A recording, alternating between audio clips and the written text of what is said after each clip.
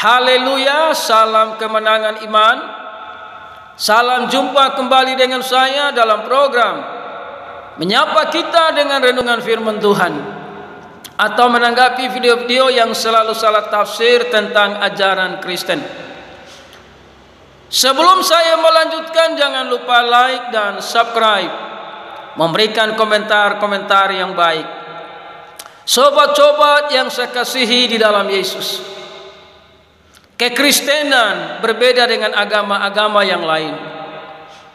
Agama-agama yang lain, mereka selalu menggunakan logika baru beriman, sehingga logika itu tidak sesuai dengan kebenaran-kebenaran firman Allah pun mereka tetap percaya.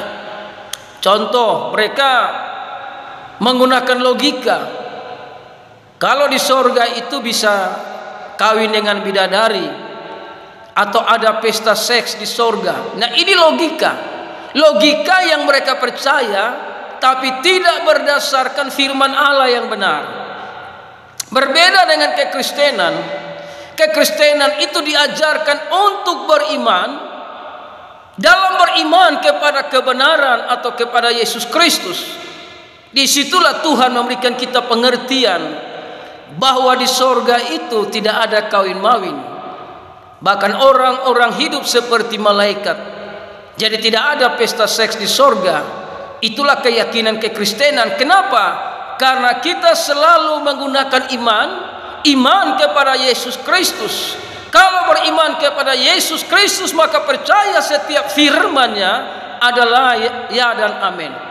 Sebelum saya lanjutkan, kita saksikan sebuah rekaman video ini, saudara, untuk kita renungkan bersama. Al-Quran, bentar. Al-Quran dari Allah disampaikan oleh Roh Kudus atau malaikat Jibril, diterima oleh baginda Nabi Muhammad, disampaikan kepada para sahabat, dihafalkan oleh para sahabat, ada yang ditulis oleh para sahabat, dan disaksikan langsung oleh Nabi Muhammad. Sementara kitab Anda, baik perjanjian baru maupun perjanjian lama, ketika kitab itu kitab itu dibukukan, sang penerimanya tidak tahu. Kenapa saya katakan tidak tahu? Karena manuskrip perjanjian lama itu ditulis 1500 tahun setelah Musa. Bible ditulis 400 tahun setelah Yesus, yaitu Kodeks Vatikanus dan Kodeks Sinaiticus. Itu ditulis tahun 350 Masehi. Sebelum itu Anda tidak akan bisa menunjukkan kepada saya ada. Demikian sebuah rekaman video singkat yang saya ambil dari video short YouTube. Bagaimana seorang yang bukan agama Kristen tadi berkata bahwa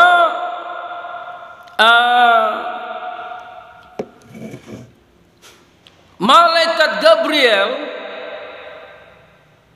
itu adalah Roh Kudus. Ini sebuah pemahaman yang tidak sesuai dengan ajaran Kristen. Jadi malaikat Gabriel itu bukan Roh Kudus. Makanya jangan terlalu banyak menggunakan logika. Kalau banyak menggunakan logika, akhirnya saudara tidak memahami apa-apa tentang kebenaran di dalam kekristenan.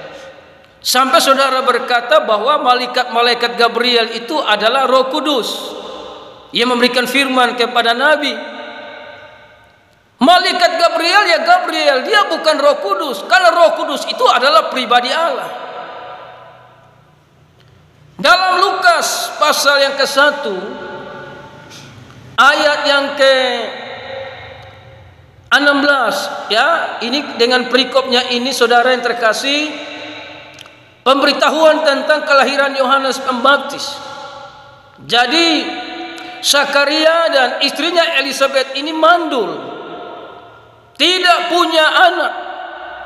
Namun malaikat Gabriel ini datang menyampaikan kabar bahwa istrinya itu akan mengandung seorang anak laki-laki dan harus memberikan dia nama Yohanes. Nah, dalam penyampaian itu Zakaria ini tidak percaya apa yang dikatakan oleh malaikat Gabriel. Jadi Gabriel itu bukan Roh Kudus. Karena Roh Kudus itu adalah pribadi Allah, saudara. Ya, saya baca ayat 16. Ia akan membuat banyak orang Israel berbalik kepada Tuhan Allah mereka. Ya, ini malaikat Gabriel kasih tahu sama Zakaria bahwa anak ini akan membuat banyak orang Israel berbalik kepada Tuhan Allah mereka.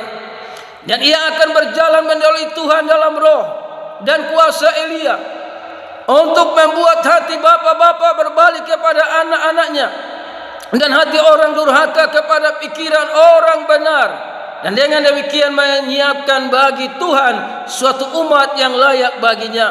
Lalu kata Zakaria kepada malaikat itu, bagaimanakah aku tahu bahwa hal ini akan terjadi? Sebab aku sudah tua dan istriku sudah lanjut umur. Jadi Zakaria tidak percaya, saudara, karena sudah tua. Bagaimana bisa mengandung istrinya? Ayat 19.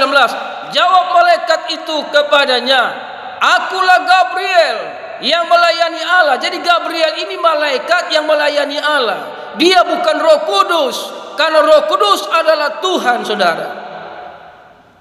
Ya, jawab malaikat itu kepadanya, akulah Gabriel yang melayani Allah, dan aku telah diutus untuk berbicara dengan engkau dan untuk menyampaikan kabar ini kepadamu. Jadi sekali lagi, malaikat Gabriel itu bukan Roh Kudus.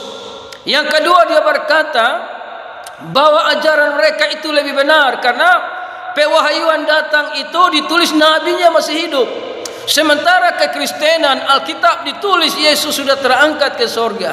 Dengarkan sobat-sobatku yang kekasih, waktu Yesus Kristus masih di dalam dunia, murid-muridnya adalah saksi hidup. Jadi ketika itu, saudara, mereka menuliskan apa yang sesuai dengan mereka lihat dalam pimpinan Roh Kudus. Walaupun Yesus sudah naik ke sorga, namun Roh Kudusnya hidup, Roh Kudus berkuasa. Roh Kuduslah yang menyampaikan kepada setiap penulis-penulis sesuai dengan apa yang benar-benar terjadi ketika murid-murid ini adalah saksi hidup melihat Yesus Kristus bagaimana apa yang dia kerjakan, apa yang dilakukan, bahkan sampai mati di atas bukit Golgota, di atas kayu salib. Itulah kesaksian hidup yang mereka tuliskan sesuai dengan pimpinan Roh Kudus. Nah, saudaraku yang terkasih dalam Tuhan Yesus, jadi walaupun Yesus sudah naik ke sorga, tapi Yesus tetap menjadi saksi karena dia maha kuasa.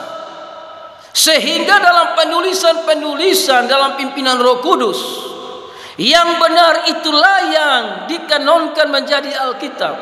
Tapi setiap yang tidak sesuai dengan kebenaran itu disingkirkan karena itu adalah ajaran-ajaran yang menyesatkan.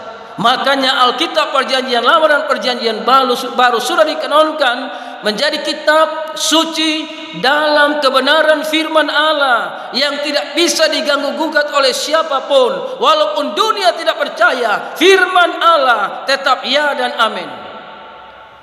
Makanya saudara tadi berkata, makanya jangan terlalu banyak menggunakan logika, ya, menyerang agama lain dengan logika, saudara. Padahal saudara sendiri tidak memahami tentang kebenaran yang sesungguhnya. Sebab itu tetap percaya hanya Yesus Kristuslah juru selamat dunia. Tidak ada yang sampai ke sorga kalau tidak datang pada Yesus. Haleluya, salam kemenangan iman.